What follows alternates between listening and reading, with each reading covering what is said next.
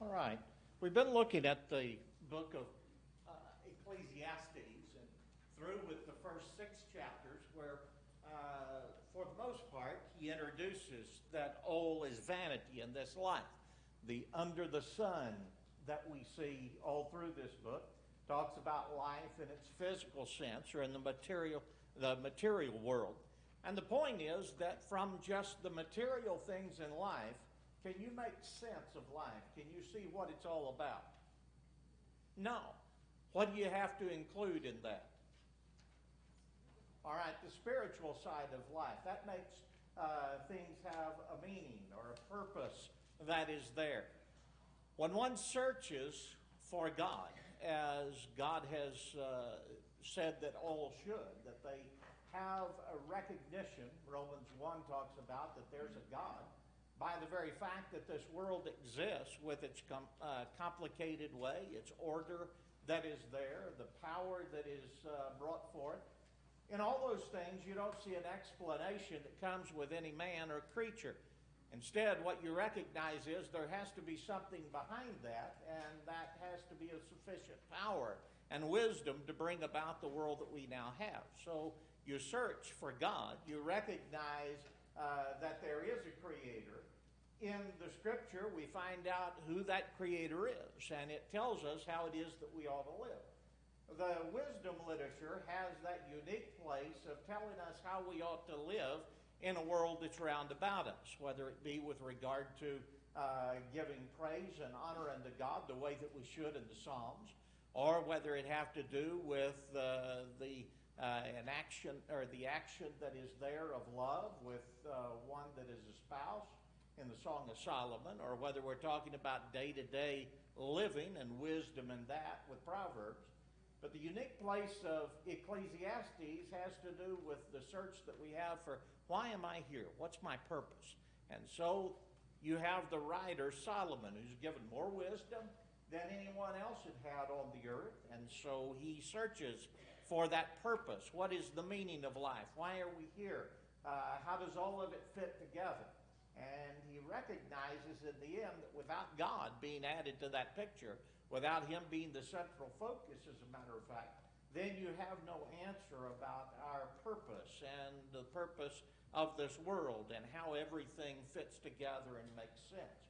So after he's talked about the vanity of just the physical world, the material world, he gets into words of wisdom about what man ought to be doing, what's good for him in this life that is under the sun. We picked up at the first with chapter 7, dealing with the words of wisdom in view of man's wickedness, that evil is recognized. And sometimes we look at that and think, well, if God had a purpose of righteousness, then why in the world is the wickedness here? And the point is that wickedness in itself recognizes in some things in life that it's not what man ought to be. But certainly when you add in God, that is seen to be the wrong way of living. We're right here in the words of wisdom in view of God's providence in life, chapters 8 and 9. And that's where I want to pick up. Last time we looked at this real quick, but after I thought about it after class, there's some things I forgot to point out in this. Before going on to the next paragraph, I want to go back to it, verses 14 and 15 of chapter 8. There is a vanity which occurs on earth, that there are just men to whom it happens according to the work of the wicked. Again, there are wicked men to whom it happens according to the work of the righteous. I said that this also is vanity. So I commended enjoyment because a man has nothing better under the sun than to eat, drink, and be merry. For this will remain with him in his labor all the days of his labor, which God gives him under the sun. Now, when you look at that idea of those days under the sun, that's repeated several times here, of that which is under the sun or under the sun, he commends enjoyment, that man might enjoy the things that he's worked for, the product of his labor. Why? Why is that a good thing to do?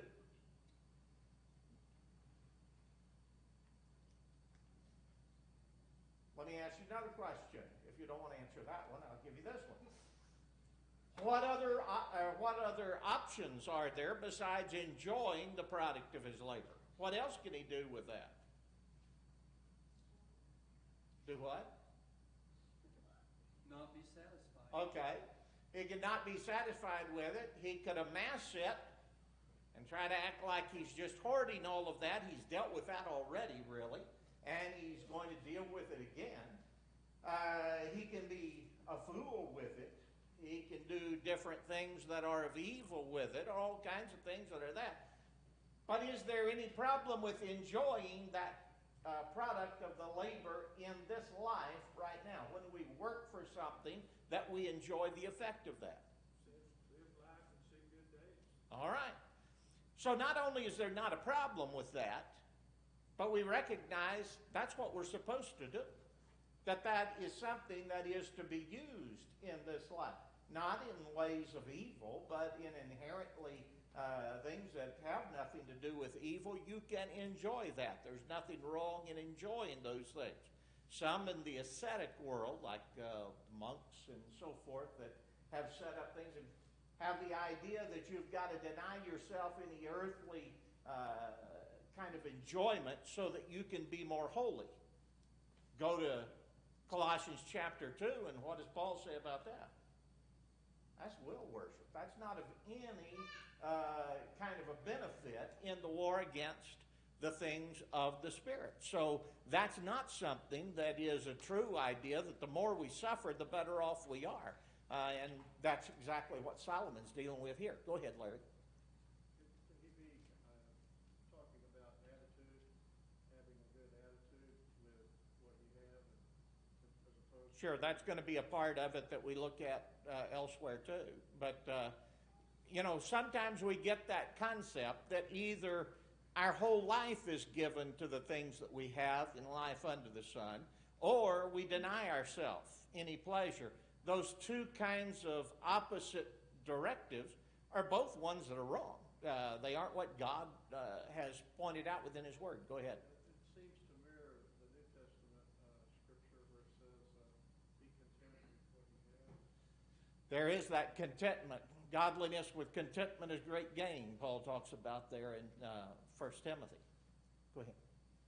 Back in chapter 5, it's basically called, this is the gift of God. That's right. So these are blessings of God. They're to be used. They aren't seen as evils in and of themselves. They're ones that that's involved in our life that is under the sun.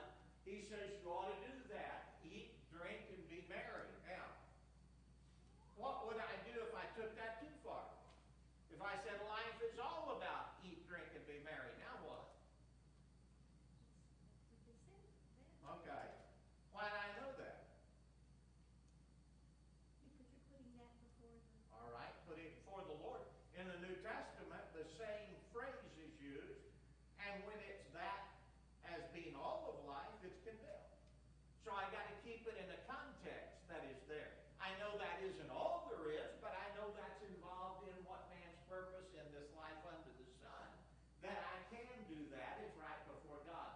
This will remain with him in his labors all the days of his life. In other words, as he earns, he's able to use that. There is an enjoyment of what he has earned. And when I get that involved in my life, I enjoy the blessings of God. I go on through there. There are things that would cheer me up, that would give me some kind of a positive reinforcement to that work that is taking place to earn. All those things are good to do. Anybody else got anything? Go ahead, DJ. Doesn't that also help get you in the mindset of not accidentally planning for a future that we can't control, as well as in like I like to think of it as like if you had a week to live, you also don't really it gets rid of a lot of things that may or may not happen. And if someone needs, if you need to share your money or whatever, you think about it completely differently. Right. And that would be, for instance, the case of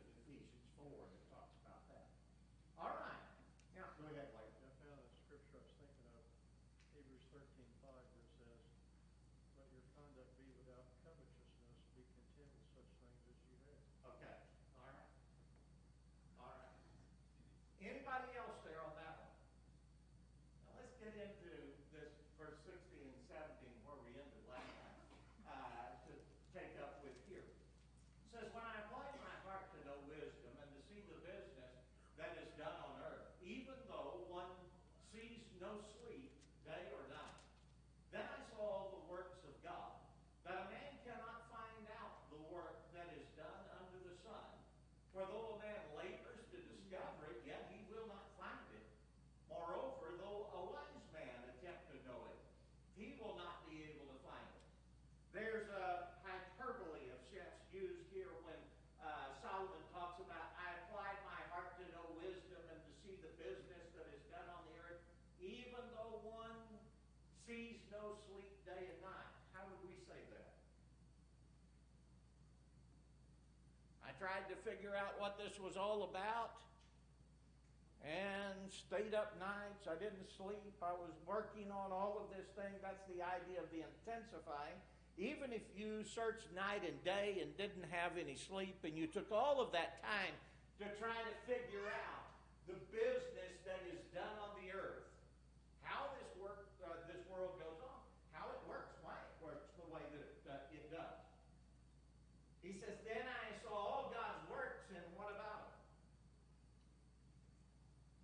Can a man come to say, I understand it all? I got it all figured out? No. And if we even start to go there, we know there's something terribly wrong with us. No, I don't know what's going on in all the world. I don't know how to correct all of the problems that are there. I'm not sure how everything fits together. When you look at all of that and try to get all of it and answer and say, I got it all now, I got everything figured out, it's an impossible task, no matter how long wants to go into that. He said, though a man labors to discover it, yet what will happen? He'll not find it. What happens usually when someone gets obsessed with learning more and more about things? Say, I'm going to be the expert on this. You ever noticed what happens? Do what? Okay, go crazy. What else? All right. And then what do? They get myopic with that, and they start looking at one thing, and then it's narrower and narrower. Why? Because they recognize the complexity of it all.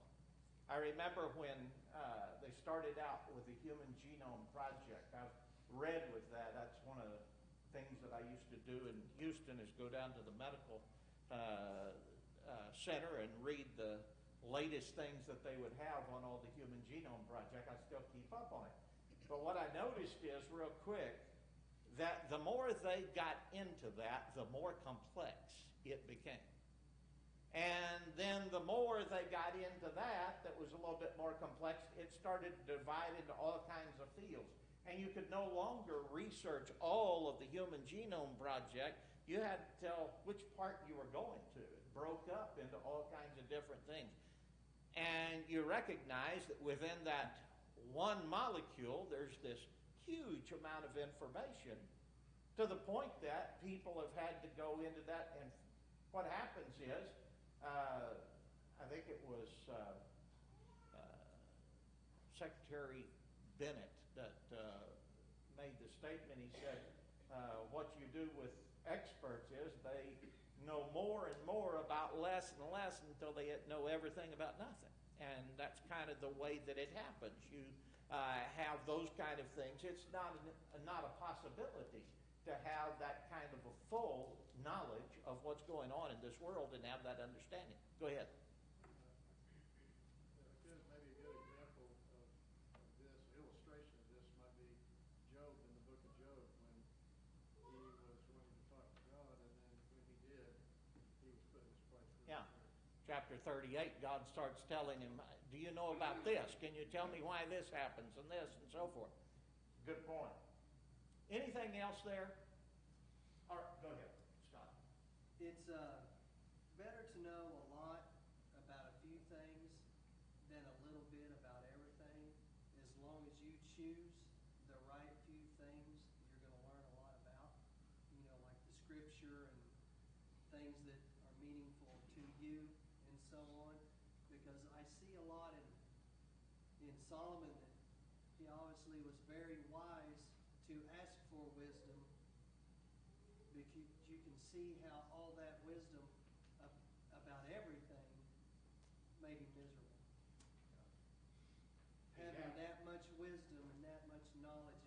so much about so much just made him miserable. As he knows more and more about wisdom, he's got to understand the life that he's living is foolish. And that's the fact that he had wisdom, but he didn't have the courage to put it into implementation in his life. All right. Anything else there? All right. Now, let's do these questions here on chapter 8. How does wisdom make one's face shine? Verse 1. In other words, what are visible signs seen in the wise? You ever looked at somebody and thought, that person looks wise? I came up with contentment and happiness that would reflect on the person. Okay. What else? Confident. All right. Well, you can just see it in their demeanor a lot of times, and you said something about the light bulb going on. I thought, well, sometimes a person's face just lights up. You can That's right. just, it just kind of radiates wisdom, and you can tell when someone's, doesn't know or they're scared or something like that, or downcast kind of. I put that there because there's a reason. It's one of those things that all of us know, but how can you put it into words? There's some things that you look at and you see, and I don't know that I'd be able to put down other than that one thing of you see, like I said last week, that light bulb go off in somebody's mind. You kind of get it, that they understand. But there are other things that you look at and you see somebody and they have that appearance, that kind of, as Scott said, there's a confidence there maybe that's part of that. There's some other things, that perception of the eyes. There's those kind of things. All of us recognize that so. Now look on the other side of that. Can you recognize a fool? A lot of times, not always. Sometimes somebody, I was going to say fools you, but I didn't mean to pun.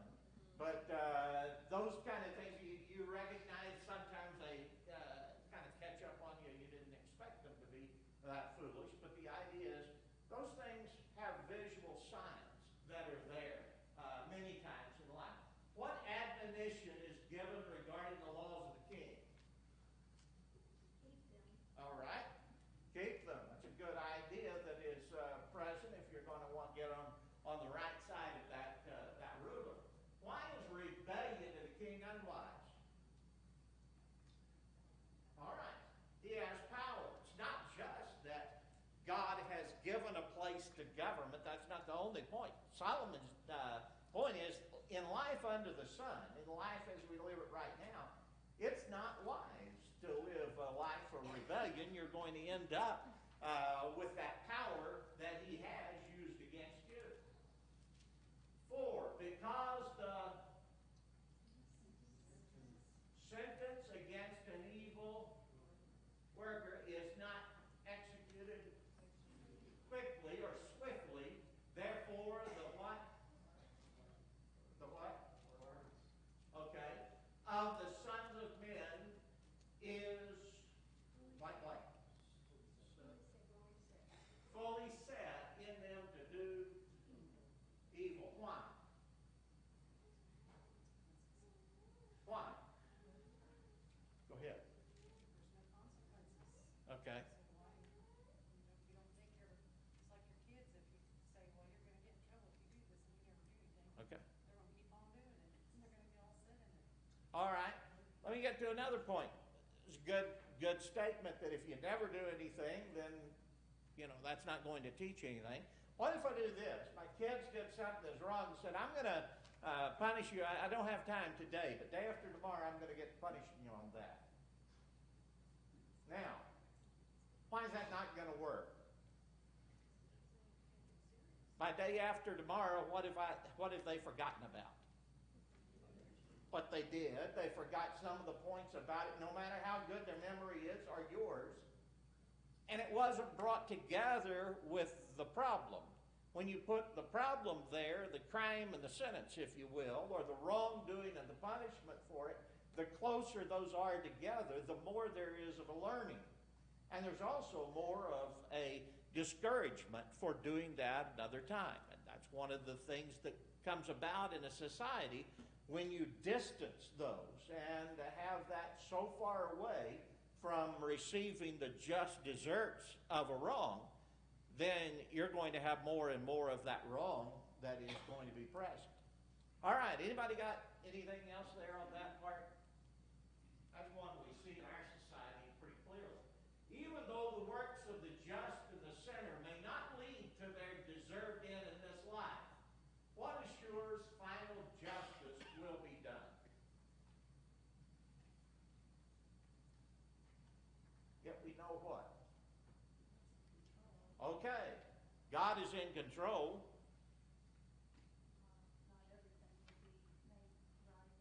All right, not everything's made right. There's some of those things go wrong. Yet those who fear God will, future tense, good will be done to them. So I know there's something out future. What's that looking toward ultimately? At the judgment taking place. That's what ultimately is there. There is an assurance, though this life, and life under the sun, doesn't always bring about justice. In fact, many times, as has been already pointed out, it happens to the wicked the way that it ought to happen to the good. It happens to the good the way that it ought to have to the wicked sometimes. But what do we know? God will bring about good. There is an ultimate case in which God will bring about final and complete justice. Why is that only possible with God? Why is final and complete justice only a possibility with God? He's our creator. All right.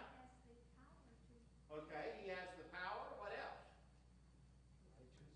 All right, he's absolute in righteousness. He knows everything about everything. All right, he's omniscient.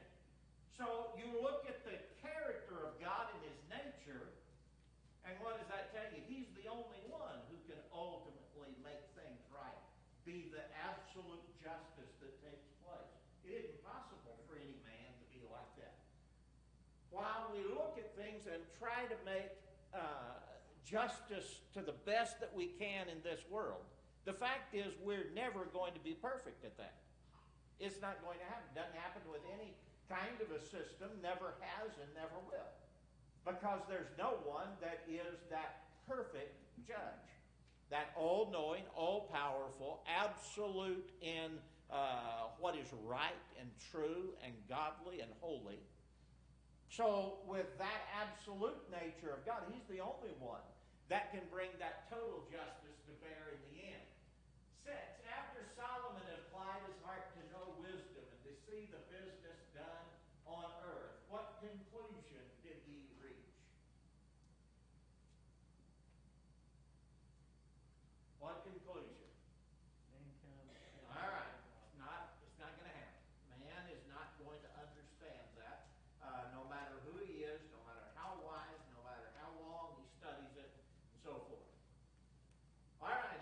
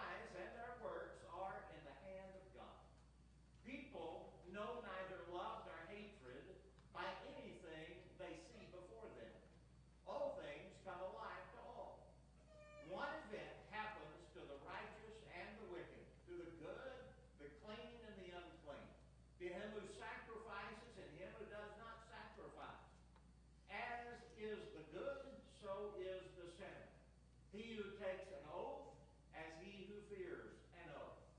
All right. I considered all of this in my heart, he said. Gave intense thought to it, and what did he find out?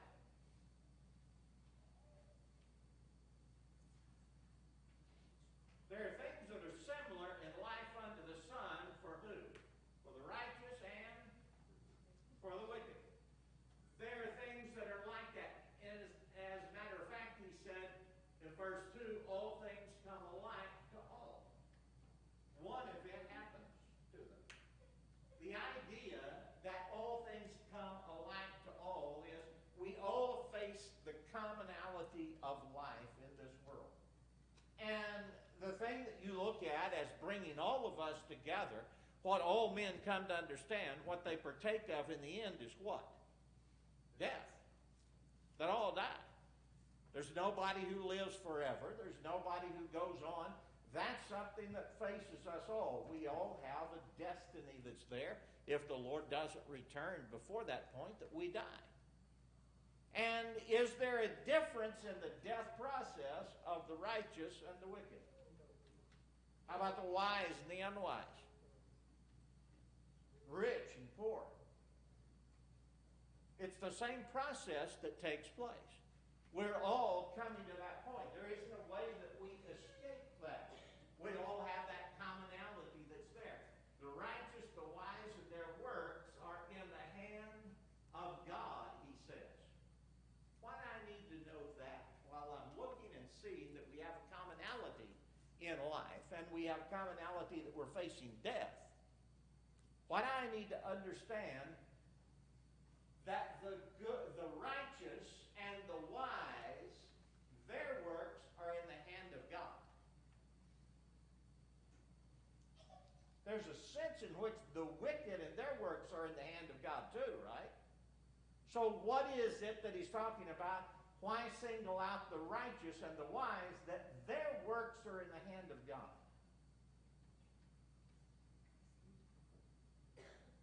Who's going to be looking for this purpose in life and what I ought to do? A righteous and wise person. They're the ones who are searching this out. A fool isn't caring about that. Somebody who's wicked is only concerned with his own desires, his own lusts. Doesn't care what God says, doesn't care what's best. But here's a righteous and a wise person, and he's looking and trying to understand, why am I here? What's my purpose? What am I supposed to be doing? Their works are in the hand of God. Why does that, number one, give a righteous and wise person comfort? It's approved. Do what? It's approved by God, and the other's not disapproved. Okay. Go ahead, BJ. I also think that we're aware of the things that we can separate the physical from the spiritual, where those people, like, they don't understand why they're going through good times sometimes. They don't understand why they're going through bad times too sometimes. Where we know there's a standard of God always with us through the ups and downs. Okay. That's right. You have this sense that I recognize everything is in the hand of God. I have to understand what God desires of me to do. That orders everything that's there. He had already said in the last chapter, when there's good times or prosperity, what do? Rejoice. When the difficult times come, what do? Consider. And so if I understand that there's a God of providence behind this world, here I'm trying to be righteous and wise, what I understand, God is in control in the end. He sees what's going on. And I continue to do what he has declared and know that that's right. Do I always see the outcome of that for the best in this life? No. But when I have confidence that God is there and he means what he said, what he had pointed out is what's right and best for us, then I do it whether I see it in this life or not all the time. I keep that direction. What else do I understand about that if I'm a righteous or wise man, that all things are in the hand of God? Why does that give me some courage?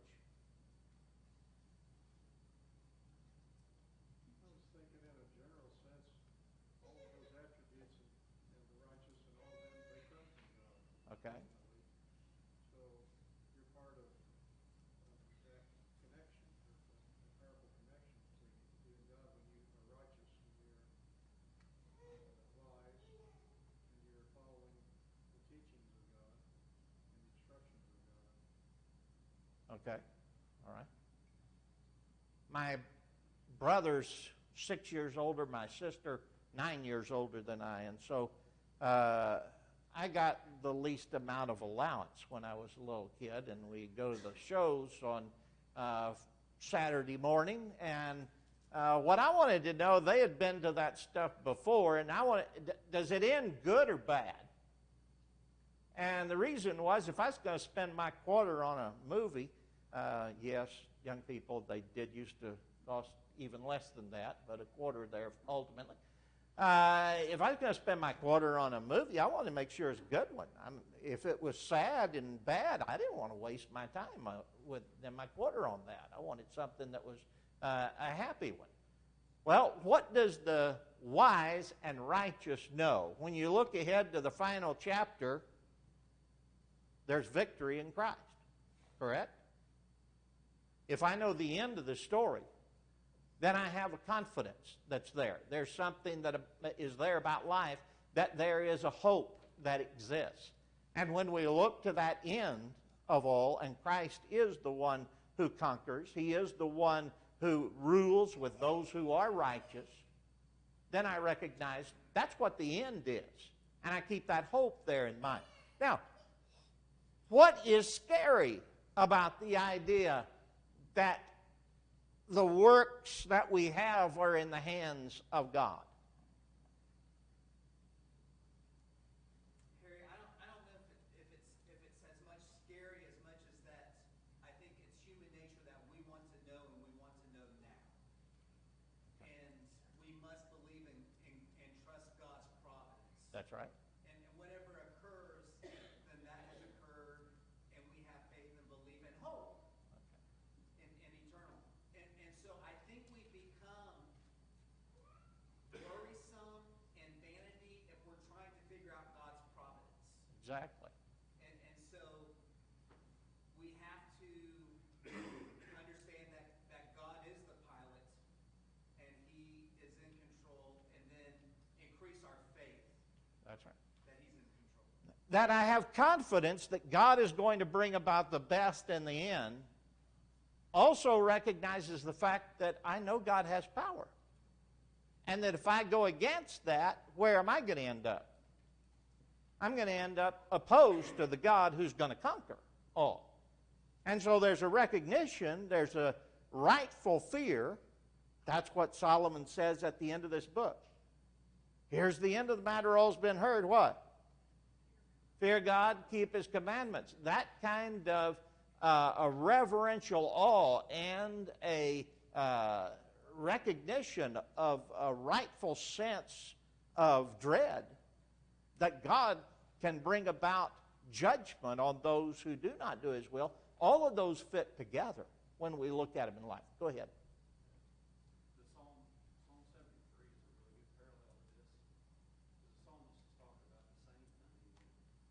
All these people are getting away with this, they're doing this, they're still benefiting, and they're doing all of this. And later on in the chapter, verse 27 says, but all those who are against you will perish. Yeah. So it doesn't matter. It's their actions that's going to cause them to the ultimate death. And it's only thing that matters here is our actions, what we're doing according to God. It has nothing to do with how much or how little we have. It has everything to do with just who are we obey? Yeah. Man or God? That recognition of God's control and his providence in these things. The point that was there before made, when we get the idea that I can discern God's providence, we're biting off a whole lot more than we can chew. I can understand what God says to us. What God revealed, Deuteronomy 29:29, that's for me. But there's a lot about God's providence I don't know. I look and recognize Hebrews chapter 1, you have the angels are involved in that providence for the righteous, their servants who attend. What do they do exactly? Well, I know a few things from Scripture, but I can't tell you all that's involved in that or how that all works. But I trust that God knows it, and you put that in His hand. When Solomon talks about you try to know everything, that's a futile matter. You can't do it. And if you think you do, probably the problem is that you don't have a clue at all of how much there is that you don't know. Solomon was the wisest man, and he recognized he couldn't grasp it all. I'm not going to, and you're not going to either. And so when you put all of that together, it leaves us both with a confidence and a fear. Both sides of that, and that balance has to be there. That is present. It's just like the other things of balance that we notice all through this book of Ecclesiastes. There's on this side the joy, and on this side the mourning. All of these have to fit together. They have their purpose in life. And in all of it, we recognize it's beyond us. And it's in the hands of God. And that ought to be something that makes us content to leave it there. All right, anything else? Go ahead, Jason. When you're going outside of what's been revealed to us and you try to interpret things that are going on as this is providence and this event means this and this interaction means that I should go this way and this is God pushing me here or there or telling me this or that, what that usually leads to is you becoming your own God. And it a lot of times will even interfere with what has been revealed to us because you have the feeling that I have this, this understanding of this providence and trust more in that than what we should. We brought up the book of Job a few minutes ago. What did the three original friends of Job, what did they conclude from his sufferings? All of them. Were they sure of that? Absolutely sure. There wasn't any doubt. In fact, one of them said, you haven't even suffered as much as you should have for all the evil you've done. Now, where did they show one evil thing that he had done? Not a single time. How could they be so sure? They interpreted the actions and what they thought was there. Fact of it was, they said God had caused all this. Actually, who did? Satan is the one who brought this about. And when you think about that, they were absolutely positive. No doubt. I have absolute confidence in this. This is the way that it is. And I see people who are like that. You know what happens?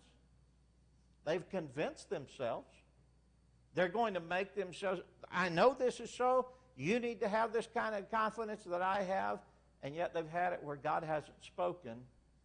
And the end is they've made themselves into God. They've taken over God's part of the whole thing. And that is why Solomon, the wisest man on earth, is warning about that. You don't have that ability, and I don't either, and neither did he.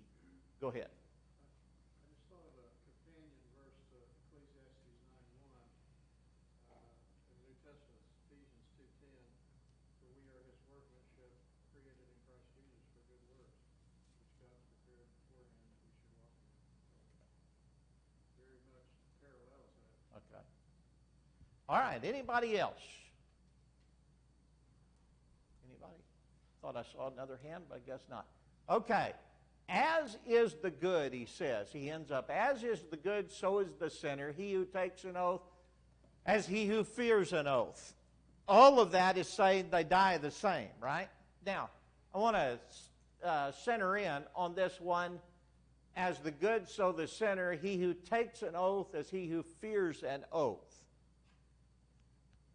Why is it that someone would fear an oath?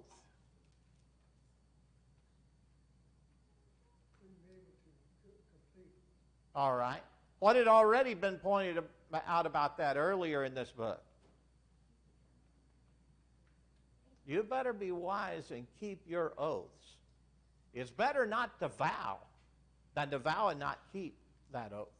And the point is, we need to be ones who recognize when we put our word down, it doesn't have to be with a formal oath. When I give my word, Jesus points about, let your yea be yea and your nay be nay. When I give my word on something, whether I put an oath with it or not, matters absolutely none. My word binds me. And if I say, this is what I'm going to do, and I don't, what have I just done? I've in essence told a lie. I've committed myself to something that I did not do. And you say, well, but there was a reason. What would wisdom have caused me to do? What does James say about that? Don't say today and tomorrow I'm going to go here and buy such and such, sell these things. Say what? If the Lord wills, I'm going to do that. When we do that, what are we recognizing in all of that? That this is a matter in keeping with God's will, that I may not be in control of all of that, and the more we recognize that, the better off we are. All right, anything else there on that? Go ahead, Rick.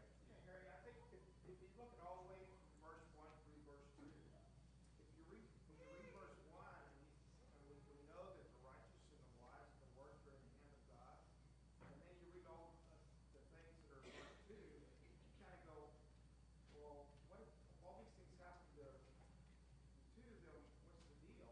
But we can take comfort in that if you are righteous and you're wise, then God's going to look out for you through the things that happen in verse 2. Yeah.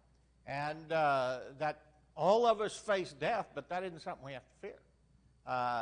That's something that that also is in the hand of God, and we recognize that if God's taking care of us all through this life, what's He going to do after this life? Why wouldn't I have a confidence in that too? The fact of it is, if I can recognize that confidence is there by virtue of living according to the will of God, depending upon Him, His will, having that close communion with Him in prayer and in that life of faith, then what happens? I'm putting that trust in the God who's able to take care of me eternally as well. All right. Go ahead. This might be a loaded question, but so are you saying that a statement, promise, an oath, and a blood vow are all virtually the same? Well, with regard to the blood vow over in the Old Testament, that was a different matter. That had to do with a life being put on that. That's not one that you would have today. Hopefully we would recognize that isn't something within our control. But a vow equal to yeah, marriage. those things are there. What it does is it does what God talks about in Hebrews chapter 6. He interposed with an oath. Why? So that we might know of a surety in two things, a promise and an oath, that it's impossible for God to lie. And so what He did, He just gave assurance of that. It didn't make it any more binding. The promise to Abraham was binding, whether God would have had an oath with that or not. And that's the point with us. Marriage vows, we take an oath, and I think it's for the same purpose there.